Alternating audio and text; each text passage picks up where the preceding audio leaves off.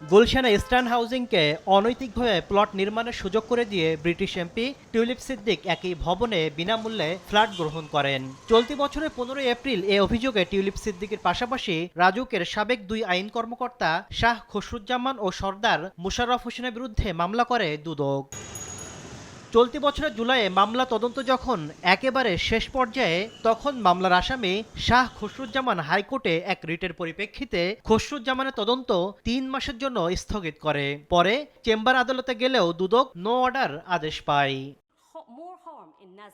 বিকল্প কোনো উপায় না পেয়ে দীর্ঘ 5 মাস পর টিউলিপের সঙ্গে থাকা আসামি খসরুজ্জামানকে বাদ দিয়ে আপাতত টিউলিপ সিদ্দিক সহ 2 জনের বিরুদ্ধে চার্জশিট দাখিল করতে যাচ্ছে দুদক।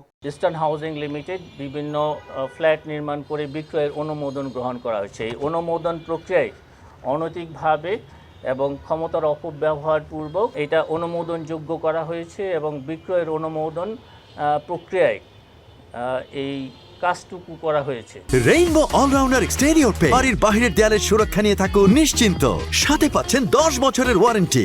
এদিকে জনতা ব্যাংক থেকে এস আলমের 5টি প্রতিষ্ঠানের মাধ্যমে 9,428 কোটি টাকার বেশি আত্মসাতের অভিযোগে আলাদা 5 মামলা করেছে দুদক। 9,428 কোটি 59 লক্ষ টাকারও বেশি অর্থ আত্মসাৎ এবং মানি লন্ডারিংয়ের সম্পৃক্ত অপরাধ সংগঠন করায় এই 5টি প্রতিষ্ঠানের বিরুদ্ধে মামলা রুজুর সিদ্ধান্ত গৃহীত হয়েছে। এদিন উপদেষ্টা পদ থেকে সরে দাঁড়ানো আসিফ মাহমুদ, সজীব ভুইয়া ও মাহফুজ আলমের সম্পদের হিসাব প্রকাশের দাবি জানিয়েছে দুর্নীতিবিরোধী ছাত্র জনতা। দুদকের সেগুনবাগিচা কার্যালয়ের সামনে মানববন্ধন করেন দুই উপদেষ্টার অধীনে গত 17 মাসে সংশ্লিষ্ট মন্ত্রণালয়গুলোর দুর্নীতির চিত্র প্রকাশ করার দাবি জানান তারা।